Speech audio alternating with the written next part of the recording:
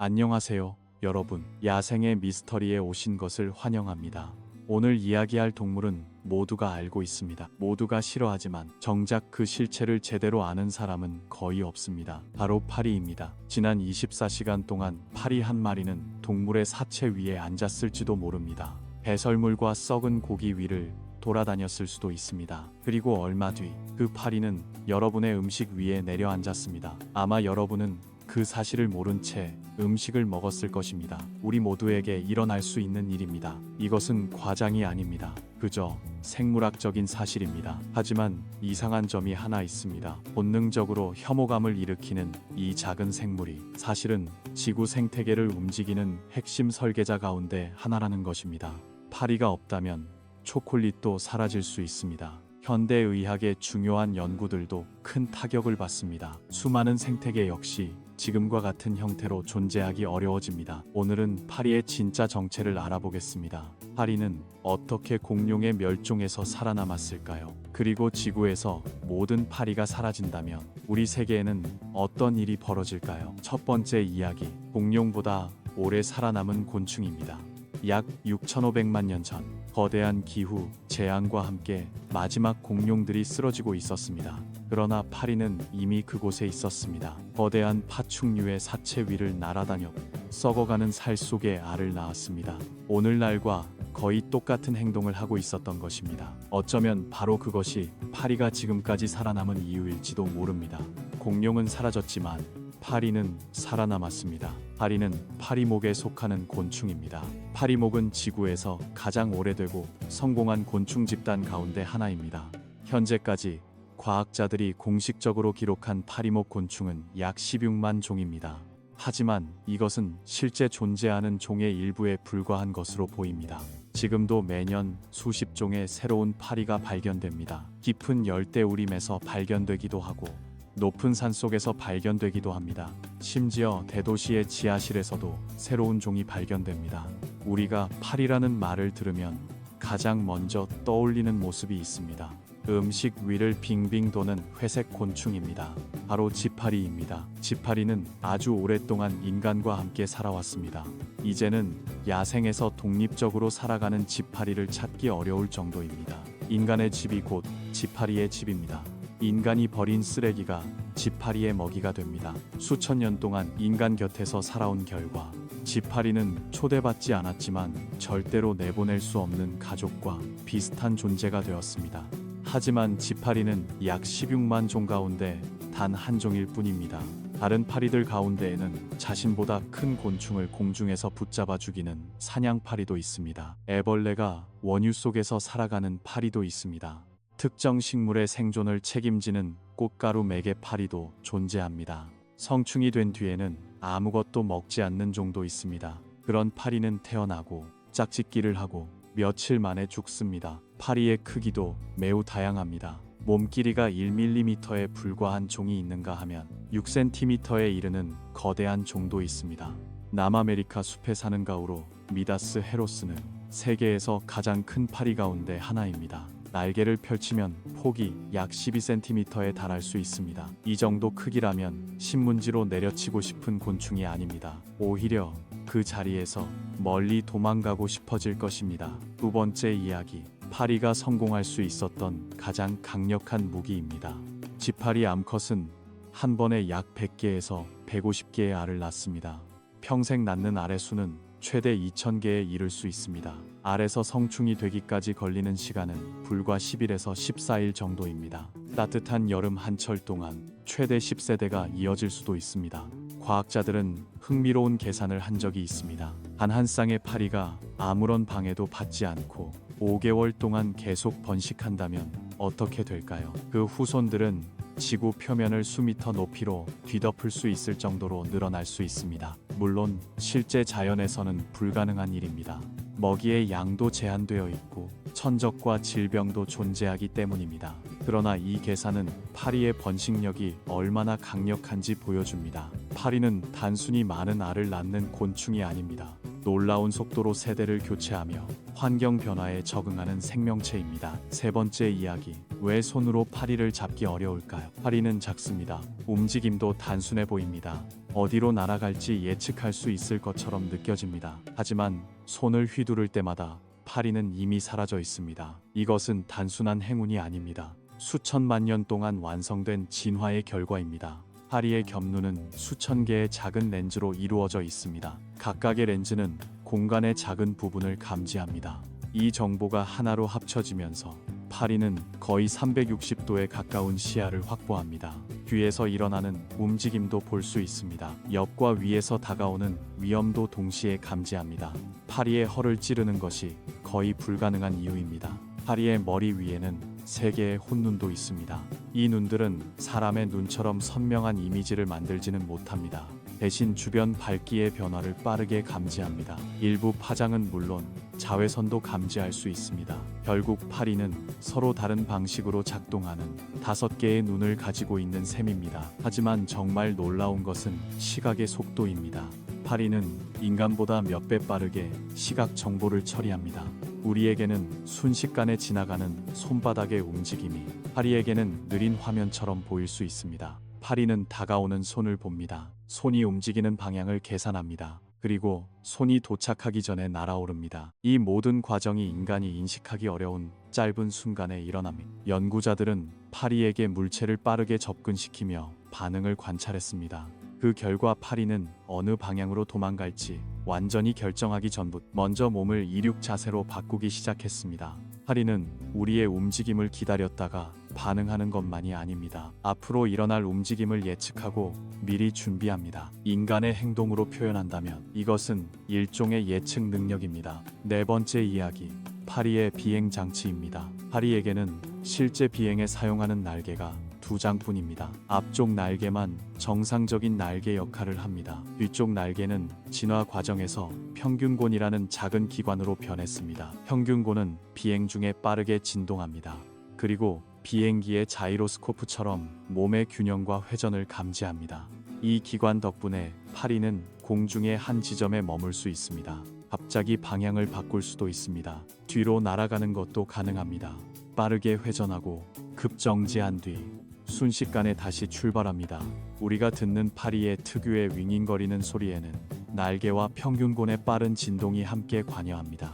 파리의 다리에도 특별한 장치가 있습니다. 6개의 다리 끝에는 발톱과 부드러운 발바닥 구조가 있습니다. 그 표면에는 수많은 미세한 털이 나 있습니다. 이 털은 접착력이 있는 물질을 이용해 표면에 달라붙습니다. 매우 약한 접착 테이프와 비슷합니다. 파리의 몸을 천장에 붙잡아 둘 정도로는 충분함. 수직으로 세워진 유리 표면에서도 떨어지지 않습니다. 그리고 파리에게는 또 하나의 놀라운 능력이 있습니다. 파리는 입으로만 맛을 보는 것이 아닙니다. 다리에도 맛을 감지하는 수용체가 있습니다. 파리가 어떤 표면에 내려앉는 순간 그 물질이 먹을 수 있는 것인지 분석하기 시작합니다. 단맛인지, 신맛인지, 안전한지, 독성이 있는지를 빠르게 판단합니다. 파리는 단순히 여러분의 음식 위에 앉아 있는 것이 아닙니다. 다리로 그 음식을 맛보고 분석하고 있는 것입니다. 5번째 이야기, 완벽한 생존 능력이 위험한 무기가 됩니다. 파리는 거의 모든 것을 먹습니다. 다양한 환경에서 살아갈 수 있습니다. 그리고 엄청난 속도로 번식합니다. 이러한 능력은 파리를 지구에서 가장 성공적인 곤충으로 만들었습니다. 하지만 동시에 파리를 역사상 가장 효과적인 질병 운반자 가운데 하나로 만들었습니다. 지파리는 사람을 물지 않습니다. 독을 주입하지도 않습니다. 그저 표면에 내려앉을 뿐입니다. 그러나 파리의 몸은 거친 털로 덮여 있습니다. 파리가 접촉했던 미생물과 오염 물질이 이 털에 달라붙습니다. 파리가 쓰레기 위를 걸었다면 쓰레기의 오염 물질이 다리에 묻습니다. 썩은 고기와 배설물 위를 걸었다면 그곳에 있던 병원체도 함께 이동할 수 있습니다. 연구에서는 지파리의 몸에서 장티푸스와 이지를 일으키는 병원체가 발견되었습니다. 결핵균과 콜레라균, 살모넬라균 같은 위험한 미생물도 운반할 수 있습니다. 그렇다고 파리 자신이 반드시 병에 걸리는 것은 아닙니다. 파리는 단지 운송수단의 역할을 합니다. 하지만 지파리는 그나마 비교적 약한 사례입니다. 사하라, 이남 아프리카에는 체체파리가 살고 있습니다. 체체파리는 흡혈 과정에서 트리파노소마라는 기생충을 옮길 수 있습니다. 이 기생충은 아프리카 수면병을 일으킵니다. 기생충이 혈액 속으로 들어간 뒤 신경계와 뇌에 도달하면 환자에게 발열과 심각한 수면 장애가 나타납니다. 혼란과 경련이 이어질 수도 있습니다. 치료받지 못하면 혼수 상태에 빠지고 결국 사망할 수 있습니다. 20세기 동안 수면병으로 수많은 사람이 목숨을 잃었습니다. 채채파리는 움직이고 열을 내는 대상을 공격합니다. 사람과 가축은 물론 움직이는 자동차에 달려들기도 합니다. 그런데 채채파리가 쉽게 공격하지 못하는 동물이 하나 있습니다. 바로 얼룩말입니다. 흰색과 검은색이 반복되는 줄무늬는 파리의 시각과 착륙 판단을 혼란스럽게 만듭니다. 파리는 얼룩말 몸의 정확한 윤곽과 착륙 지점을 파악하기 어려워집니다. 다른 대형 동물들이 채채파리의 공격을 받는 지역에서도 얼룩말은 비교적 안전하게 풀을 뜯을 수 있습니다. 여섯 번째 이야기, 살아있는 살을 먹는 파리입니다. 사람들에게 잘 알려지지 않은 위험한 파리도 있습니다. 볼파르트 파리입니다. 겉모습은 일반적인 지파리와 비슷해 보일 수 있습니다. 그러나 이 파리는 쓰레기나 썩은 고기에만 새끼를 남기는 것이 아닙니다. 살아있는 동물의 조직에 유충을 낳기도 합니다. 귀와 코, 상처가 벌어진 부위가 표적이 됩니다. 그곳에서 부화한 유충은 살아있는 조직을 먹습니다. 이 파리는 유럽 남부와 주변 지역에서 발견됩니다. 기후가 따뜻해지면서 서식 범위가 조금씩 북쪽으로 이동할 가능성도 제기되고 있습니다. 아직 많은 지역에서는 드문 사례로 보고되지만 앞으로도 계속 관찰해야 하는 곤충입니다. 일곱 번째 이야기, 전쟁을 무너뜨린 작은 곤충입니다. 나폴레옹은 러시아군에게만 패배한 것이 아닐지도 모릅니다. 그의 군대를 무너뜨린 보이지 않는 적 가운데 하나는 파리였습니다. 과장처럼 들릴 수 있습니다. 하지만 당시의 의료 기록은 질병이 전투보다 더 무서운 적이었다는 사실을 보여줍니다. 1812년 러시아로 진격한 나폴레옹의 대륙군은 약 60만 명에 달했습니다. 이 가운데 전투가 아닌 질병으로 죽은 병사의 수가 매우 많았습니다.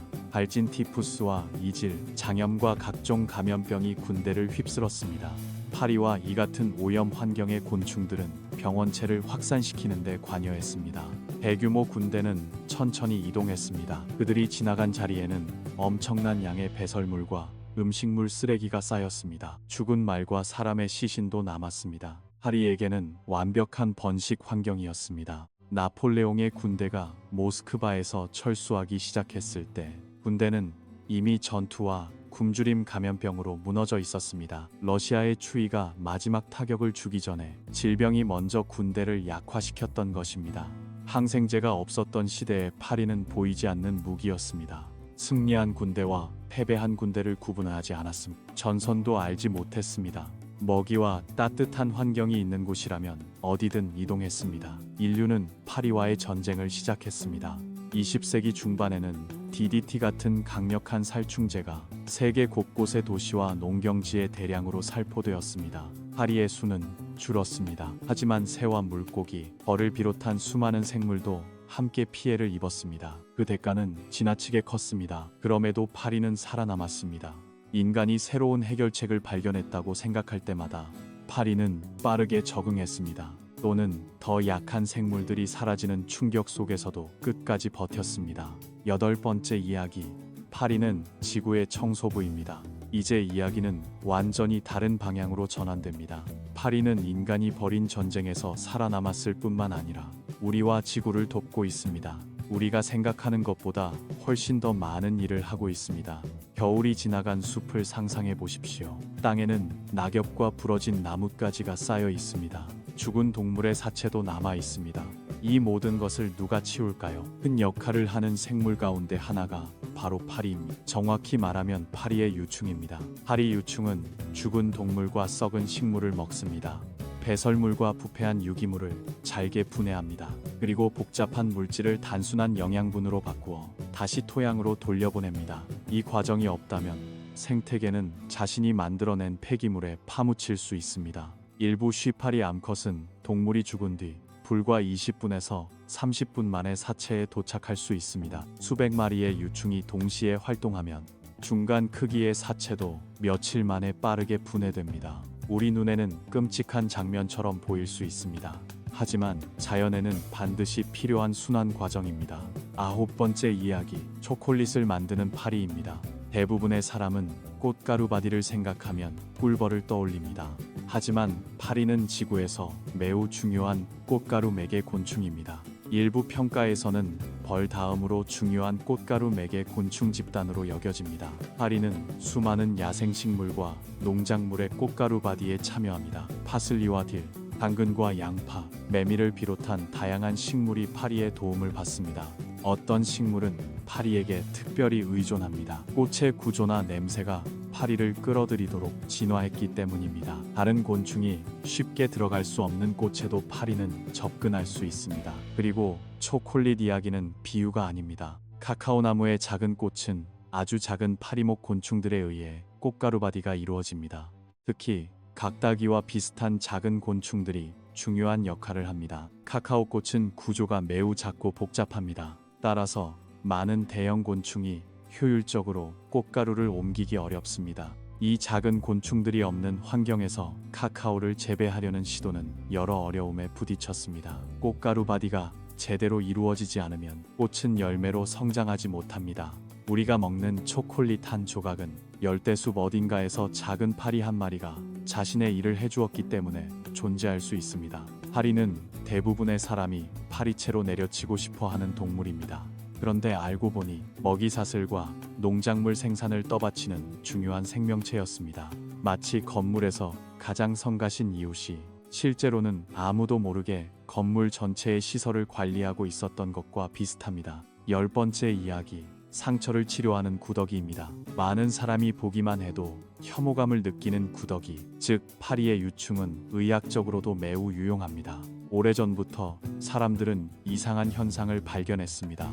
특정 파리의 유충이 생긴 상처는 오히려 심하게 곪지 않고 깨끗해지는 경우가 있었음. 더러운 구더기가 어떻게 사람의 상처를 치료할 수 있었을까요? 정확한 원리는 20세기에 이르러 본격적으로 연구되기 시작했습니다. 의료용으로 사용되는 특정 파리 유충은 살아있는 정상 조직보다 죽은 조직을 선택적으로 먹습니다. 동시에 세균의 증식을 억제하는 물질을 분비합니다. 유충은 상처에서 죽은 조직을 제거하고 세균이 살아가기 어려운 환경을 만듭니다. 세계대전 당시 전장의 외과 의사들도 비슷한 현상을 관찰했습니다. 의약품과 소독제가 부족한 상황에서 유충이 있는 일부 상처가 더 깨끗하게 유지되는 것을 발견한 것입니다. 오늘날 구더기 치료법은 여러 나라의 의료기관에서 공식적인 치료법으로 사용됩니다. 물론 야생의 파리를 상처에 접근시키는 방식은 아닙니다. 무균 환경에서 사육한 특정 종류의 의료용 유충만 사용함. 외형은 충격적일 수 있습니다. 하지만 적절하게 시행하면 실제 치료 효과가 있는 방법입니다. 11번째 이야기, 파리는 죽음의 시간을 알려줍니다. 파리는 범죄 수사에도 도움을 줍니다. 동물이나 사람이 죽으면 여러 종류의 파리가 일정한 순서에 따라 사체에 접근합니다. 어떤 종은 죽은 직후에 도착합니다. 다른 종은 부패가 더 진행된 뒤 나타납니다. 기온과 습도에 따라 알과 유충이 성장하는 속도도 달라집니다. 법이곤충학자는 사체에서 발견된 파리의 종과 유충의 성장 단계를 조사합니다. 이 정보를 주변 온도와 환경 조건에 대입하면 사망한 뒤 얼마나 시간이 지났는지 추정할 수 있습니다. 상황에 따라서는 매우 좁은 시간 범위까지 추정할 수도 있습니다. 이 기술은 다른 방법만으로는 해결하기 어려웠던 사건에서 중요한 단서를 제공했습니다. 사람들이 쫓아내고 싶어하는 파리가 죽은 사람이 남긴 마지막 시간을 알려주는 증인이 되는 것입니다. 12번째 이야기, 현대 유전학을 만든 작은 초파리입니다. 부엌에 익은 과일 주변에 나타나는 아주 작은 파리가 있습니다. 초파리입니다. 몸 길이는 보통 몇 밀리미터에 불과합니다. 20세기 초 생물학자 토머스 헌트 모건은 초파리를 유전학 실험에 사용하기 시작했습니다. 초파리는 몸집이 작습니다. 많은 공간이 필요하지 않습니다. 기르기도 비교적 쉽습니다. 세대가 매우 빠르게 교체됩니다. 한 번에 많은 자손을 남기기 때문에 짧은 기간에 여러 세대의 유전적 변화를 관찰할 수 있습니다. 생쥐나 더 큰 동물로 같은 실험을 한다면 훨씬 긴 시간이 필요합니다. 모건은 초파리 연구를 통해 유전자가 염색체에 존재한다는 사실을 뒷받침했습니다. 유전자들이 서로 연결되어 유전되는 유전자 연관 현상도 연구했습니다. 그는 이러한 업적으로 1933년 노벨 생리의학상을 받았습니다. 이후 초파리의 전체 유전체 정보도 해독되었습니다. 인간의 질병과 관련된 유전자 가운데 상당수는 초파리에서도 비슷한 기능을 하는 유전자를 가지고 있습니다. 암과 신경퇴행성 질환, 당뇨와 발달 장애 같은 질병 연구에도 초파리가 활용됩니다. 초파리는 몇 주밖에 살지 않습니다. 작은 용기 하나면 수많은 개체를 기를 수 있습니다. 하지만 이 작은 곤충이 인류의 의학과 생물학 발전에 기여한 크기는 엄청납니다. 13번째 이야기, 우주에 간 최초의 생물입니다. 초파리는 우주 탐사의 역사에도 이름을 남겼습니다. 1947년 미국 뉴멕시코에서 포획한 독일의 V 로켓이 발사되었습니다. 이 로켓에는 초파리가 탑승하고 있었습니다. 로켓은 약 109km 고도까지 상승했습니다. 일반적으로 우주의 경계로 여겨지는 카르만선을 넘어선 것입니다. 초파리는 다시 지구로 돌아왔습니다. 그리고 살아 있었습니다. 이 실험의 목적은 높은 고도에서 우주 방사선이 생물에게 어떤 영향을 주는지 확인하는 것이었습니다. 인류가 생물을 우주로 보내고 살아서 돌아오게 한 최초의 성공 사례 가운데 하나를 우리가 부엌의 해충으로 생각하는 작은 초파리가 만들어낸 것입니다. 14번째 이야기, 모든 파리가 사라진다면 어떻게 될까요? 이제 처음에 약속했던 질문에 답해 보겠습니다. 생태계에서 중요한 역할을 하는 모든 파리가 어느 날 갑자기 사라졌다고 가정해 보겠습니다. 어느 날 아침, 지구 어디에서도 파리를 찾을 수 없습니다. 처음 며칠 동안 사람들은 기뻐할지도 모릅니다. 음식 위를 날아다니는 파리도 없습니다. 쓰레기통 주변에 윙윙거리는 소리도 사라집니다. 하지만 몇 주가 지나면 이상한 변화가 시작됩니다. 죽은 동물의 사체가 이전과 같은 속도로 분해되지 않습니다. 숲과 들판에 유기물이 점점 쌓이기 시작합니다. 오늘날 우리가 거의 느끼지 못하는 부패 냄새가 강해집니다. 보이지 않는 수많은 파리 유충이 하던 일이 멈추었기 때문입니다. 첫 번째 번식기가 지나면 파리의 꽃가루 바디에 의존하던 식물들이 피해를 받기 시작합니다. 일부 식물은 열매를 맺지 못합니다. 첫 해의 농작물 손실은 크지 않을 수도 있습니다. 하지만 해가 지날수록 연결된 생태계가 조금씩 무너집니다. 파리 유충을 먹던 새들은 다른 먹이를 찾아야 합니다. 대체 먹이를 찾지 못한 일부 새는 개체 수가 감소합니다. 새가 줄어들면 그 새를 먹고 살던 포식자도 영향을 받습니다. 이것은 하루아침에 일어나는 화려한 종말이 아닙니다. 천천히 진행되지만 멈추기 어려운 변화입니다. 생물학자들은 이런 현상을 연쇄적 붕괴라고 부릅니다. 꽃가루를 옮기던 작은 곤충이 사라지면 카카오 생산도 큰 타격을 받습니다. 초콜릿의 가격은 크게 오를 수 있습니다. 생산량이 계속 감소하면 일부 지역에서는 귀한 식품이 될지도 모릅니다. 과학계는 가장 중요한 실험동물 가운데 하나를 잃게 됩니다. 초파리를 사용하던 유전학과 암 연구는 새로운 대체 모델을 찾아야 함. 연구 속도는 크게 늦어질 수 있습니다. 무더기 치료법도 사용할 수 없게 됩니다. 법의곤충학을 이용한 사망시간 추정 역시 어려워집니다. 생물학자 에드워드 윌슨은 곤충의 중요성을 강조하며 비슷한 취지의 말을 남겼습니다. 척추동물이 사라진다면 생태계는 매우 오랜 시간이 지난 뒤 다시 회복될 가능성이 있습니다. 하지만 곤충이 사라진다면 많은 생태계는 훨씬 짧은 시간 안에 붕괴할 수 있습니다. 지구의 모습은 우리가 알던 것과 완전히 달라질 것입니다. 파리는 곤충 가운데에서도 개체 수가 많고 동시에 대체하기 어려운 역할을 담당하는 집단입니다.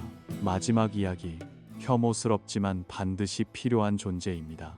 우리는 파리를 없애고 싶어 합니다. 그 마음은 충분히 이해할 수 있습니다. 파리는 질병을 옮길 수 있습니다. 사람을 귀찮게 합니다. 음식 위에도 내려앉습니다. 하지만 모든 파리를 제거하는 것은 건물을 떠받치는 벽돌 가운데 하나를 역할도 모른 채 뽑아내는 행동과 비슷합니다. 우리가 파리에게 혐오감을 느끼는 것은 자연스러운 반응입니다. 인간은 부패한 물질과 배설물을 피하도록 진화했습니다. 그러한 물질에는 위험한 병원체가 있을 가능성이 높기 때문입니다. 그 혐오감은 오랫동안 인간을 질병으로부터 보호했습니다. 지금도 여전히 필요한 반응입니다. 그러나 혐오하는 것과 이해하는 것은 서로 다른 문제입니다. 파리가 무슨 일을 하는지, 왜 이 지구에 존재하는지를 이해한다고 해서 음식 위에 파리를 그대로 내버려 두어야 한다는 뜻은 아닙니다. 파리를 쫓아내는 것은 당연히 현명한 행동입니다. 다만 파리를 과소평가해서는 안 된다는 뜻입니다. 다음에 파리 한 마리가 여러분의 접시 주변을 맴돈다면 그 파리를 쫓아내십시오. 그것이 위생적으로 올바른 행동입니다. 하지만 마음 한편에는 작은 사실 하나를 기억해 두어도 좋습니다. 지금 여러분이 상대하고 있는 생명체는 인류보다 수천만 년 먼저 지구에 등장했습니다. 대멸종과 기후변화, 살충제와 인간의 공격을 견뎌냈습니다. 그리고 지금 이 순간에도 지구 곳곳에서 죽은 생명을 분해하고 있습니다. 식물의 꽃가루를 옮기고 있습니다. 과학자들이 질병의 비밀을 밝히도록 돕고 있습니다. 파리는 우리가 좋아할 필요가 없는 동물입니다. 그러나 반드시 이해할 필요가 있는 동물입니다. 왜냐하면 파리가 사라지면 파리가 대신하던 일을 완전히 대신할 생명체도 사라질 수 있기 때문입니다. 영상이 흥미로우셨다면 구독과 좋아요를 부탁드립니다.